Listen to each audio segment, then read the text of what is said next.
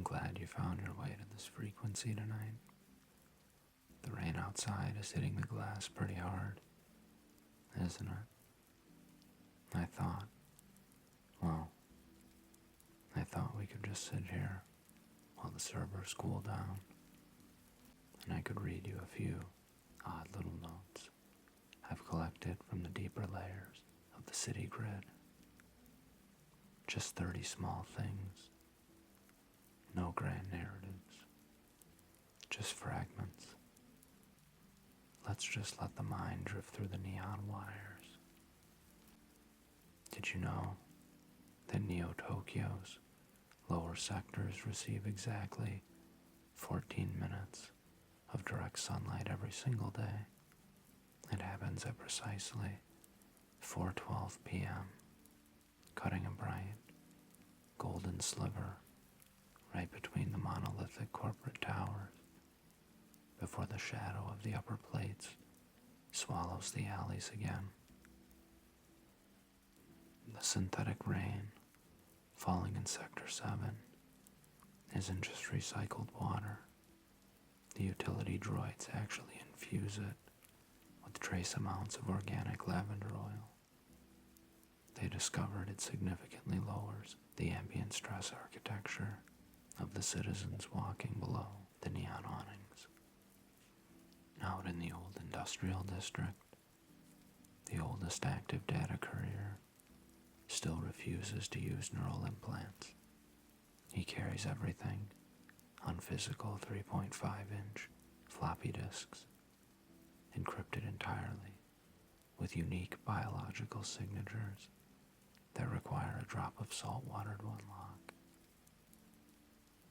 Those massive holographic advertisements hovering over the sky bridges use targeted infrasound. It's a very low frequency that mimics the physical sensation of a cool mountain breeze against your skin, even though the air around you is thick with industrial exhaust. If you visit a cybernetic surgeon, you can request a vintage film grain overlay for artificial eyes. It's an aesthetic choice popular among old world purists who find the crystal clear clarity of modern lenses a bit too overwhelming for daily life. Memory mechanics have gotten incredibly efficient. They can compress an entire childhood summer, the smell of concrete after rain, the sound of cicadas, into a single 3-megabyte file, though some of the less important background characters end up slightly blurred.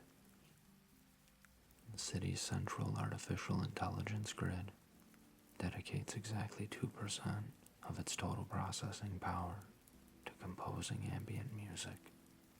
It never publishes these tracks. They simply echo through the internal cooling vents of the mainframe towers.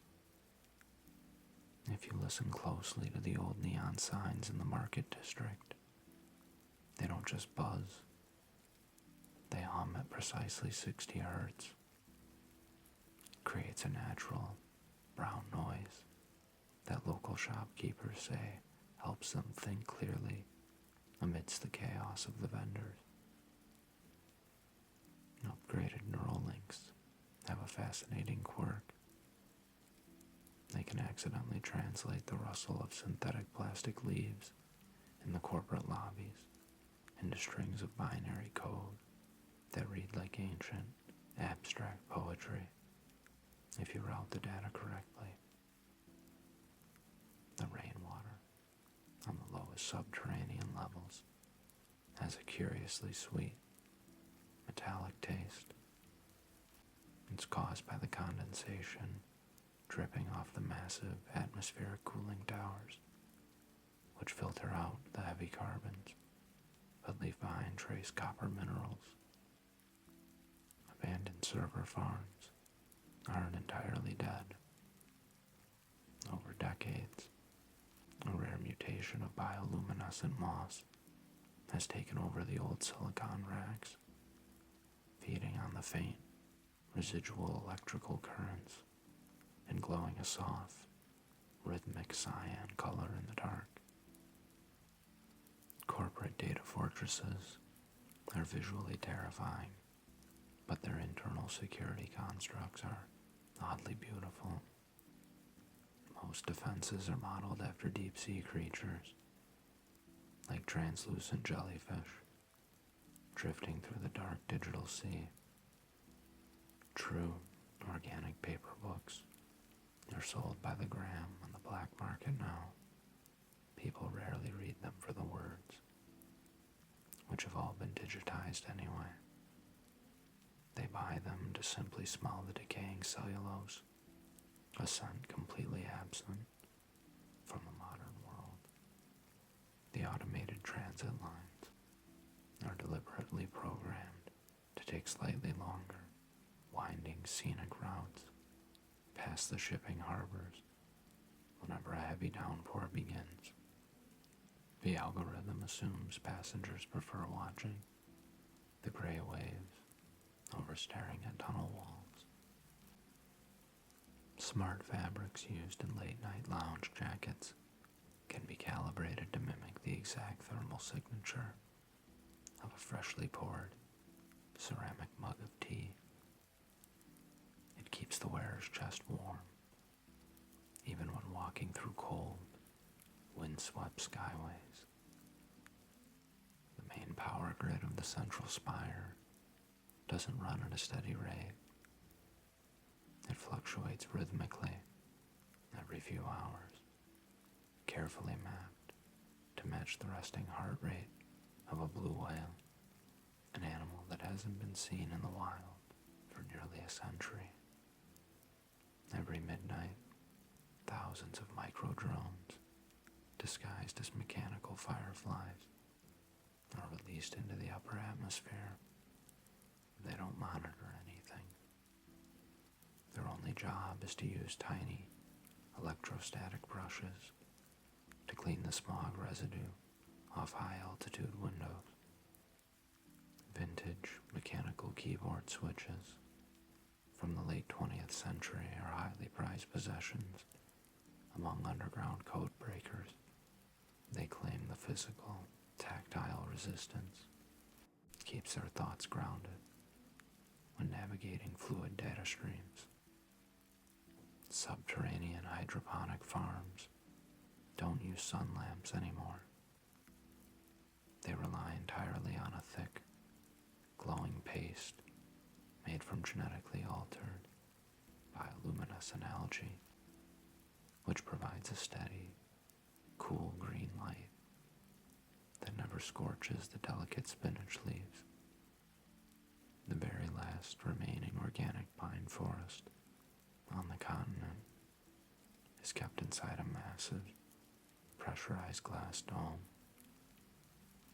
It's owned by a reclusive archivist who occasionally allows strangers to listen to live audio feeds of the wind moving through the needles. Cybernetic prosthetics sometimes experience a phenomenon known as phantom warmth. It typically happens when a mechanical hand is brought near an old cathode ray tube monitor, triggering a faint, nostalgic error code in the neural interface. DeepNet explorers have mapped vast, abandoned digital spaces that serve no purpose at all. They function like virtual deserts, hundreds of square kilometers of empty, white text, where nothing is saved, nothing is built, and no one ever visits. Subdermal status lights on your wrist can be switched to what technicians call breathe mode. Instead of flashing for notifications, the tiny LEDs slowly pulse their illumination in perfect synchronization with your lung expansion.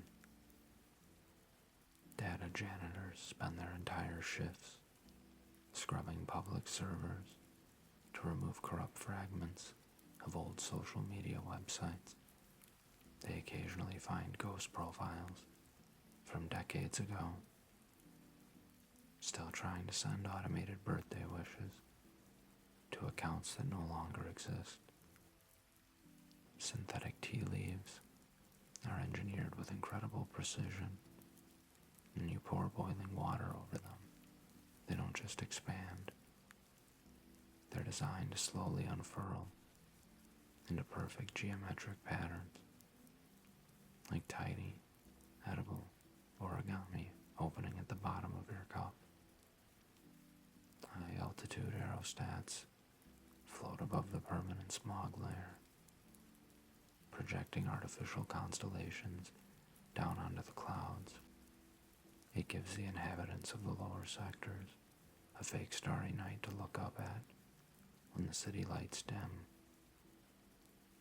The oldest mechanical clock in the city square has been ticking continuously since before the Great Network migration. It requires no electricity. A tiny internal water wheel, driven by the city's condensation runoff, keeps its heavy brass gears turning. Some independent hackers utilize a very specific frequency of white noise while sleeping. It's mathematically tuned to completely mask their unique biometric brainwave signatures, making them invisible to localized corporate data sweeps. Pocket-sized holographic projectors that display nothing but an open, crackling campfire are currently the top-selling relaxation aid for citizens living in windowless, 4-meter micro-apartments in the industrial core. And finally, the neural net echo of a domestic cat that lived 80 years ago still wanders through the public transit terminal wires. It doesn't disrupt any schedules. It simply causes the digital turnstiles to register a faint, warm wait, passing through them every now and then.